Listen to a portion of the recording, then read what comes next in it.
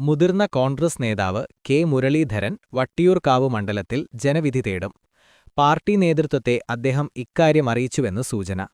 K Muraleedharan മത്സരിച്ചാൽ സംസ്ഥാനത്തെ ഏറെ ശ്രദ്ധിക്കപ്പെടുന്ന പോരാട്ടം നടക്കുന്ന മണ്ഡലങ്ങളിലൊന്നായി വട്ടിയൂർക്കാവ് മാറും. നേരത്തെ 2 തവണ ഇവിടെ ജയിച്ച വ്യക്തിയാണ് കെ മുരളീധരൻ. തലസ്ഥാന ജില്ലയിൽ ഏറെക്കാലമായി സജീവമാണ് കെ മുരളീധരൻ.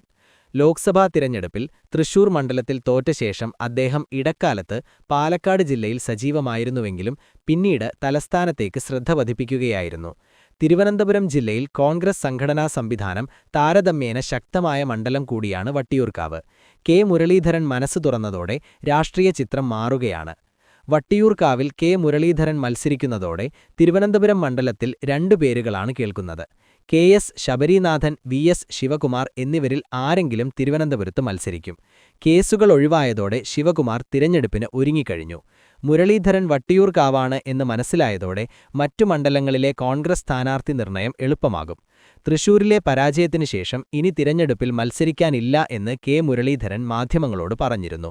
പിന്നീട് ഈ നിലപാട് അദ്ദേഹം മയപ്പെടുത്തുകയും ചെയ്തു. തിരുവനന്തപുരം 2ഉം പിന്നീട് തിരുവനന്തപുരം നോർത്തും ആയി അറിയപ്പെട്ടിരുന്ന മണ്ഡലം 2008-ലെ പുനർനിർണയത്തോടെയാണ് വട്ടിയൂർക്കാവായി മാറിയത്. ഞെട്ടിച്ചാണ് ബിജെപിയുടെ വരവ്. കോൺഗ്രസ്, CPM അംഗങ്ങൾ ജയിച്ചിട്ടുള്ള മണ്ഡലം പുനർനിർണയശേഷം നടന്ന 2011-ലെ തിരഞ്ഞെടുപ്പിൽ കെ മുരളീധരനിലൂടെ കോൺഗ്രസ് പിടിക്കുകയായിരുന്നു. 16,000 വോട്ടിന്റെ ഭൂരിപക്ഷത്തിൽ ജയിച്ച മുരളീധരന് പക്ഷേ 2016-ൽ ഭൂരിപക്ഷം 7,600 കുറഞ്ഞു. 2011-ൽ 13,000 വോട്ട് മാത്രമുണ്ടായിരുന്ന ബിജെപി 2016-ൽ 43,000 ഉയർത്തിയത് രാഷ്ട്രീയ കേന്ദ്രങ്ങളെ ശരിക്കും ഞെട്ടിച്ചു. 2016-ലെ തിരഞ്ഞെടുപ്പ് മുതലാണ് മണ്ഡലത്തിൽ ത്രികോണപോര് തുടങ്ങിയത്.